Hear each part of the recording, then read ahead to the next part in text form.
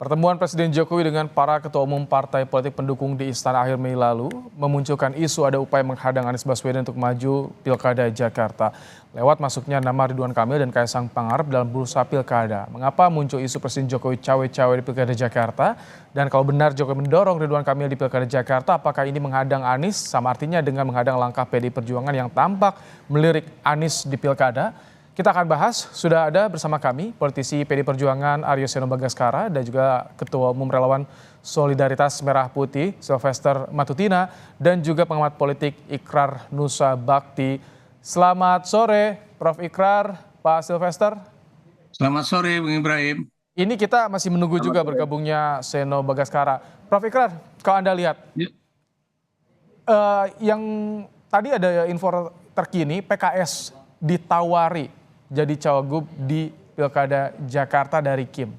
Apakah Anda melihat tawaran ke PKS ini menguatkan untuk menjegal Anies di Pilkada Jakarta, termasuk menguatkan soal cawe-cawe Jokowi di Pilkada Jakarta? Prof? Ya, saya tidak tahu persis ya apakah PKS akan menerima atau tidak ya. Tapi yang jelas Presiden Jokowi memang memiliki suatu kepentingan khusus ya untuk calon dari Kim ya, Koalisi Indonesia Maju bisa memenangi Pilkada Jakarta ya.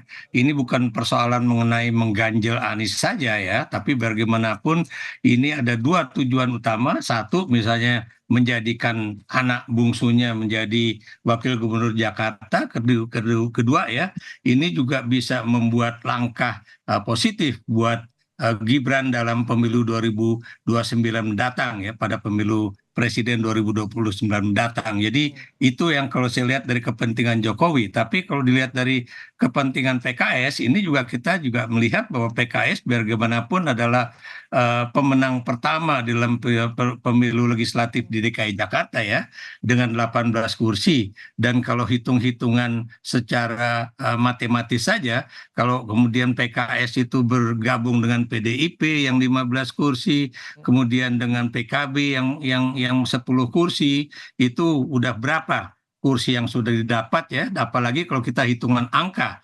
Karena biar bagaimanapun Anies di dalam pemilu presiden kemarin itu memperoleh suara 2 juta lebih ya. Itu hanya berbeda sedikit dengan pasangan Prabowo Gibran gitu kan. Jadi kalau di sini misalnya digabungkan antara hasil pileg dengan hasil pemilu presiden kemarin, sebetulnya langkah Anies akan jauh lebih mudah apabila kemudian PKS juga tetap bergabung dengan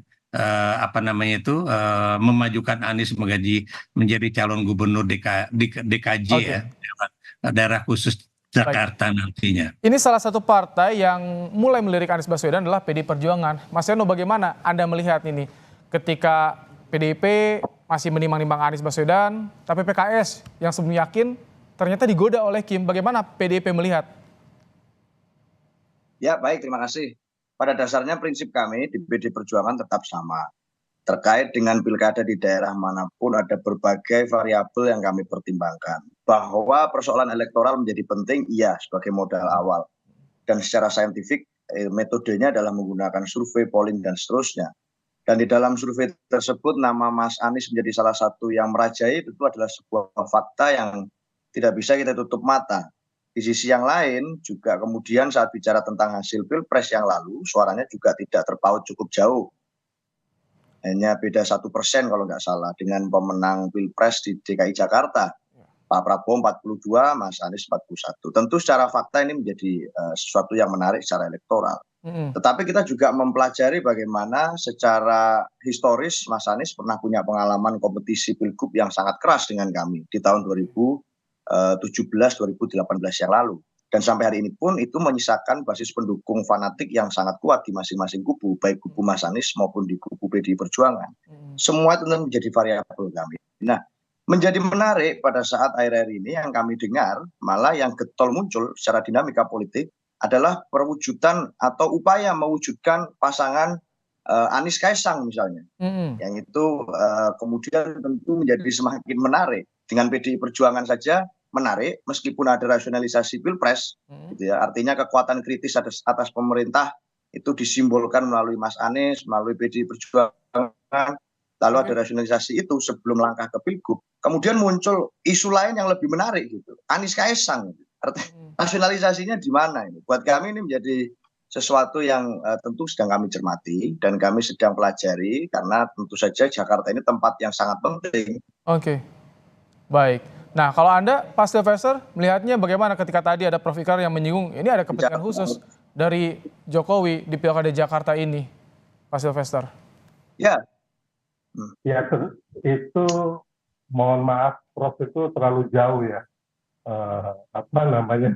fantasinya terlalu jauh sekali. Jadi kalau kita cermati, kita tarik ke belakangnya, bahwa dulu juga ada isu menjegal Pak Anies ya sebagai capres. Dan ternyata tidak terbukti. Akhirnya Pak Anies itu bisa melenggang melawan Pak Prabowo Mas Gibran dan juga Pak Ganjar Mahfud MD. Jadi sama sekali itu tidak benar kalau ada ganjel-mengganjel itu. Memang kan yang akan menjadi pendukung dan pengusung itu adalah partai politik, bukan Pak Jokowi ya. Jadi saya pikir itu satu hal yang kita tidak mempunyai bukti dan juga alasan yang akurat bahwa Pak Jokowi mengganjal Anies itu apa gitu loh. Tapi memang dasarnya kita di tim kampanye nasional Prabowo Gibran dan juga Koalisi Indonesia Maju ataupun relawan, kita pastinya akan mendukung yang sevisi dan misi dengan Prabowo Gibran gitu loh. Tapi bisa ya untuk kalau Jokowi bisa juga ikut andil dalam menentukan siapa yang akan maju di Jakarta sesuai dengan pertemuan ketum parpol di akhir Mei lalu ya, Pak Sylvester? Kan itu pastinya para ketum partai yang mengusulkan ataupun berwacana itu, bukan Pak Jokowi yang memerintah. Belum pernah ada loh. Bukti-bukti Pak Jokowi cawe dan mengintervensi itu nggak pernah ada sampai selama ini. Semua hanya tuduhan dan opini yang jelek yang dibikin baik oleh pengamat politik maupun orang-orang yang takut bersaing dengan Prabowo Gibran kemarinnya. Dan Mas Gibran itu kalau kita tahu itu untuk dia di MK itu udah 6 bulan sebelum penetapan. Jadi Gibran itu pilihan terakhir. Ini saya mau kasih tahu kepada seluruh rakyat Indonesia, jangan percaya opini-opini dari pengamat politik ataupun partai-partai yang memang tidak ingat akan sejarah atau historinya. Ya kita lihat kan kemarin juga ada yang mengatakan bahwa itu ada dari Henry Satrio ya kan mengatakan bahwa itu penjagalan oleh Pak Jokowi. Penjagalan apa? Henry Satrio ini kan pendukungnya Anies. Memang masing-masing orang ini mencoba menjadi seolah-olah Anies ini dizolimin supaya naik elektabilitasnya kan. Dan menurut kami bukan politik yang baik buat bangsa kita ya. Jadi kembali lagi opini itu harus berdasarkan sejarah, fakta, data yang akurat. Jangan membuat opini yang akhirnya hanya menjelekkan atau memfitnah orang. Baik, itu perspektifnya. Kita juga akan bahas nanti Prof. Ikrar bagaimana daya tawar PKS ini ketika sudah mulai digoda oleh Kim dan juga bagaimana sih keseriusan PDIP untuk mengusung sosok Anies Baswedan di Pilkada Jakarta. Usai jeda kita akan bahas, tetap bersama kami di Kompas Petang, saudara.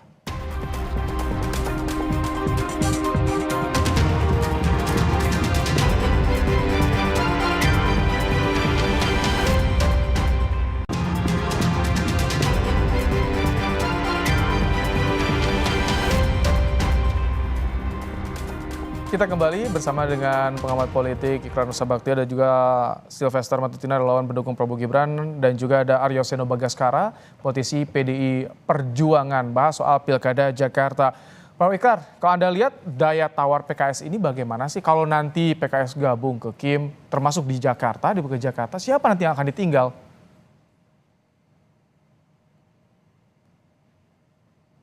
Halo Pak Ikrar. Prof? Tampaknya Prof. Ikrar ada gangguan sinyal. Kita ke Mas Seno. Mas Seno. Halo Mas Seno. Hai, ya Mas, gimana? Oke. Mas Seno, kalau tadi disinggung Prof. Ikrar ada kepentingan khusus dari Jokowi ini. Kalau PDIP merasa ketika Anies mulai dilirik PDIP, ini mulai banyak yang menggoda ke partai politik yang sebelumnya mendukung Anies ini. Ya, Saya rasa prinsipnya sama, Mas. Tidak mungkin kemudian tidak ada kepentingan politik lain dari kekuasaan itu yang akan selesai begitu saja setelah Pilpres.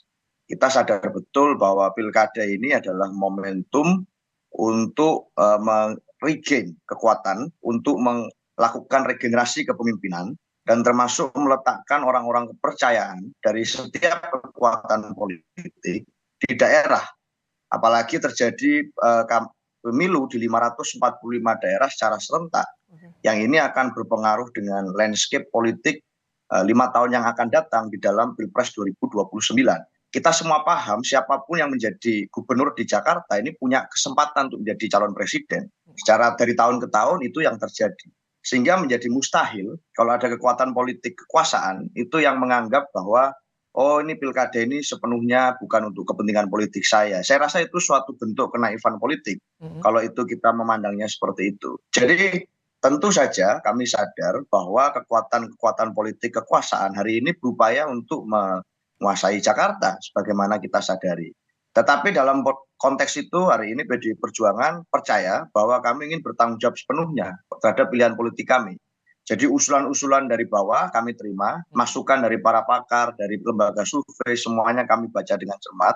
Tetapi secara politik dan momentum, termasuk menyampaikan pesan politik untuk kemudian bicara tentang pilkada di daerah, itu akan kami lakukan pencermatan lebih dalam sebelum mengambil keputusan. Bagaimanapun nama-nama yang kami miliki di internal juga tidak kalah menarik kalau bicara tentang nama kader PDI Perjuangan.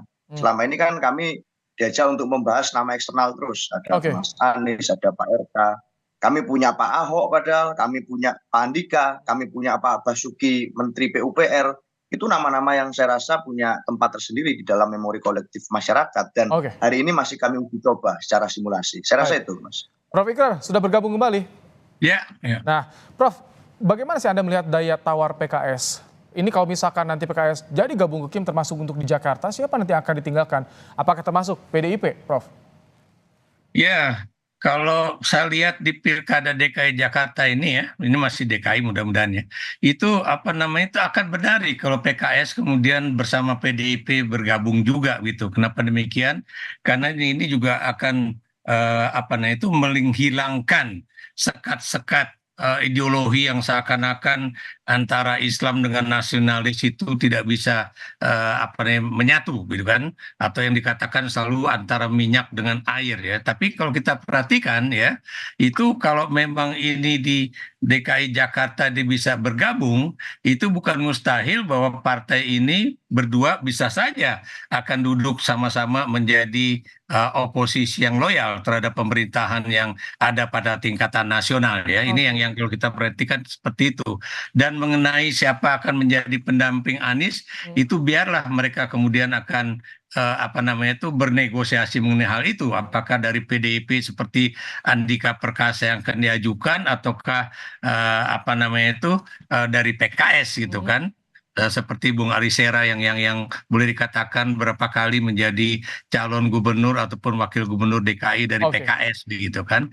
Pak Mardhani ini kan juga memiliki suatu masa yang cukup kuat di DKI gitu. Prof, kalau tadi disinggung ditanyakan nggak ada bukti menjegal Anies ketika ada menggoda PKS ini. Kalau misalkan yang Anda lihat apa bukti untuk menjegal Anies termasuk juga kader-kader PDIP di Pilkada Jakarta ini kira-kira, Prof? Dengan saya nggak tahu persis, tadi saya katakan bahwa saya nggak tahu persis apakah memang ada upaya menjegal Anies. Tapi kalau kita lihat dari sejarah politiknya ya, memang Anies adalah orang yang memang tidak disukai oleh Presiden Joko Widodo begitu kan, baik itu dalam Pilpres 2024 ataupun ketika Anies juga menjadi bagian dari koalisi Jokowi JK pada pemilu 2014 yang lalu gitu kan. Nah, kita juga lihat bahwa biar bagaimanapun ya, Anies itu memegang sosok posisi yang sangat penting karena dari sisi elektabilitas, dari sisi dukungan ya, baik itu dari tingkat masyarakat atau partai politik, itu Anies masih menjadi sosok yang boleh dikatakan nomor satu lah untuk pilkada DKJ ataupun DKI jadi, Jakarta Prof, ini. ketika Anies jadi antitesanya Jokowi, itu yang dimanfaatkan oleh PDIP, kesannya yang Anda baca saat ini seperti itu? Bukan gitu ya, karena Anda tahu ya, Anies itu kan pernah menjadi Menteri Pendidikan dan Kebudayaan pada eranya Jokowi ya, dan kemudian berhenti tengah jalan gitu kan, Oke. baru 1 tahun setengah kalau nggak salah. Dan kemudian ya, ketika akan menjadi apa itu dalam pilkada DKI ya 2017 yang lalu memang ada suatu problem besar ya Oke. antara Ahok dengan Anies misalnya ya. Tapi Anda juga tahu Ahok sudah mengungkapkan bahwa itu bukan persoalan pribadi antara dia Oke. dengan apa Anies ya, tapi juga ada tangan-tangan Jokowi di situ yang kemudian akhirnya Anies bisa memenangi pilkada DKI pada saat itu ya, dan Ahok kemudian akhirnya masuk penjara begitu kan. Oke, baik. Sebelum ke Mas Seno, saya ingin ke Pak Silvester. Pak Silvester, kalau melihat sekarang dinamika yang terjadi di Jakarta, mungkin nggak ini nanti keputusan akhir ada di tangan Jokowi soal siapa yang akan maju pilkada Jakarta menurut Anda nih? Walaupun tentu ada dari parpol juga usulan-usulannya. Ya, saya pikir bukan Pak Jokowi ya. Nantinya kepentingan Pak Prabowo dan Mas Gibran, karena pelantikan 20 Oktober mereka yang akan jadi presiden dan wapres, dan Pak Jokowi ya akan lengser ke Babon pulang ke Solo gitu. Jadi kembali lagi saya mohon maaf ya, teman-teman kadang-kadang ini melakukan opini tapi tidak mempunyai dasar dan fakta gitu loh. Mulai dari yang saya bilang tadi Prof juga udah bilang bahwa tidak ada bukti gitu loh menjegal Anies. Memang nggak ada gitu loh, ya kan? Memang nggak ada bukti dan fakta gitu. Jadi memang ini bisa-bisanya timnya Anies, ya kayak Hendy Satria kalau nggak salah itu, yang mengatakan bahwa Pak Jokowi menjegal Anies gitu loh. Itu dasarnya dari mana? Dan kita tahu bahwa Hendy Satrio ini adalah timnya Anies Baswedan. Jadi kembali lagi tolong masyarakat kita itu dididik, diajarin politik yang benar gitu loh. Jangan hanya opini, tidak berdasarkan fakta terus dihembuskan. Jadi nggak ada sama sekali kepentingan Pak Jokowi di sini. Tapi kalau kepentingan Prabowo Gibran, bahwa harus satu visi dengan presiden dan wapres terpilih itu memang harus. Jadi antara pilpres dan pilkada ini harus sejalan gitu loh. Jadi kita nggak setuju. Dan kan kemarin Adian mengatakan bahwa hal yang berbeda antara pilpres dan pilkada. Oh bagi kami nggak bisa gitu loh. Di tim Prabowo Gibran itu harus satu visi, satu garis, satu arah dengan Prabowo Gibran, karena mana mungkin nanti kita membangun bangsa ini dengan yang berbeda-beda kan, gubernurnya beda dengan presiden, bupatinya beda dengan presiden, mau jadi apa gitu loh. Karena kita mau maju gitu ke depannya. Baik, Mas Seno, kalau tadi Anda singgung naif jika tidak disebutkan tidak ada kepentingan penguasa. Kalau tadi tidak ada kepentingan Jokowi untuk pilkada saat ini di dinamikanya, bagaimana pendapat Anda, Mas Seno? Satu, bahwa pemilu itu adalah perayaan kedaulatan rakyat. Itu yang kami pahami. Artinya logika apapun yang terjadi di antara para penguasa, partai politik, itu memungkinkan, buat kami memungkinkan terjadi perbedaan-perbedaan antara yang apa yang menjadi hasil di Pilpres dan apa yang jadi di Pilkada. Bahwa kita melihat pada waktu 2018 Pak Anies Baswedan dapat menjadi Gubernur DKI Jakarta di situasi di mana pada waktu itu kepentingan kekuasaan tidak berpihak pada Pak Anies. Tapi juga itu mampu untuk dilakukan. Di kabupaten kota yang lain pun banyak pengalaman-pengalaman best practices di mana calon-calon yang dianggap sebagai kekuatan di luar pemerintahan, kekuatan kritis, kekuatan oposisi, bahkan independen tanpa partai politik, mampu kemudian mendapatkan kekuasaan apabila diinginkan oleh rakyat untuk menjadi bagian dari wali kota, bupati, gubernur, dan seterusnya. Sehingga apa yang menjadi logika di dalam Pilpres, buat kami tentu saja berbeda dengan logika pilkada. Paling sederhana bagaimana? Komposisi kekuatan partai politik di dalam Pilpres yang bekerja sama secara politik belum tentu sama persis 100% dengan peta kerjasama politik atau bahasa sederhananya koalisi partai politik yang terjadi di daerah-daerah, bisa saja berbeda. Maka logika ini kami sadari betul. Apa yang jadi di Pilpres kemarin belum tentu harus di copy paste terjadi di pilkada, termasuk di pilkada DKI. Hari ini pun itulah kenapa kami membuka ruang siapapun bisa kemudian masuk di dalam radar calon-calon yang akan kami usung, termasuk Pak Anies Baswedan, termasuk kemudian nama bahkan Pak Ridwan Kamil. Nama-nama internal kami pun juga sedang godok untuk kami tingkatkan elektabilitasnya di mata masyarakat. Kenapa? Karena ini nanti ujung-ujungnya adalah menjadi pemimpin bukan sekedar how to win, tapi how to govern. Nanti itu juga menjadi penting. Memimpin Jakarta tidak bisa dengan cara main-main. Tidak bisa hanya untuk uji coba laboratorium ekspresi politik. Tetapi memimpin Jakarta ini menjadi etalase Indonesia di mata internasional. Maka calon pemimpin yang diusung harus betul-betul menguasai itu. Bukan sekedar kehendak kekuasaan A, B, C, D, family kekuasaan A, B, C, D. Bagi kami memimpin DKI Jakarta tidak bisa dibuat main-main seperti itu. Saya rasa itu, Mas. Baik, Prof. Ikrar, nanti konfigurasinya kira-kira gambarnya seperti apa nih? Kira-kira prediksi Anda soal Pilkada Jakarta, kingmaker-nya siapa nih menurut Anda nih nanti? Yang jelas yang masih akan menentukan itu adalah Partai Golkar, ya. Apakah Partai Golkar itu akan merelakan Kang Emil untuk maju ke Jakarta, ya, walaupun pihak Gerindra mengatakan bahwa Kang Emil udah berikan sinyal kok mau masuk ke Jakarta, tapi Anda tahu ya kalau dia masuk Jakarta dia belum tentu menang ya melawan Anies. Kenapa demikian? Karena biar bagaimanapun Emil ini masih orang baru bagi Jakarta. Sementara kalau dia maju kembali di Jawa Barat itu tentunya dia sudah memiliki suatu posisi sebagai nomor satu lah sebagai calon gubernur Jawa Barat. Apakah kemudian Golkar akan misalnya mengharapkan burung terbang dan kemudian melepaskan burung di tangan? Ini juga belum tentu. Kita bisa lihat dari pernyataan-pernyataan dari Ketua Umum Partai Golkar Erlangga Hartarto ya, karena biar bagaimanapun Golkar juga memiliki kepentingan di Jawa Barat. Apalagi kalau nanti Emil masuk Jakarta dan ternyata kalah, bukan mustahil Golkar juga tidak akan bisa bicara di dalam Pilgub di Jawa Barat. Jadi ini yang menjadi perhitungan. Kalau Gerindra pengen, kemudian PAN pengen supaya katanya itu hasil dari pertemuan bulan Mei kemarin, saya yakin Golkar akan pikir-pikir 1000 kali untuk masukkan mantan Gubernur Jawa Barat ini untuk menjadi calon Gubernur DKI Jakarta. Masih ada waktu sampai hampir 2 bulan lah, sampai akhir Juli. Kita tunggu siapa nanti akan yang diusung untuk Pilkada Jakarta. Terima kasih Prof. Ikrar, Pak Silvester, Mas Seno telah bergabung di Kompas Petang sore hari ini. Terima kasih. Yo, Mas.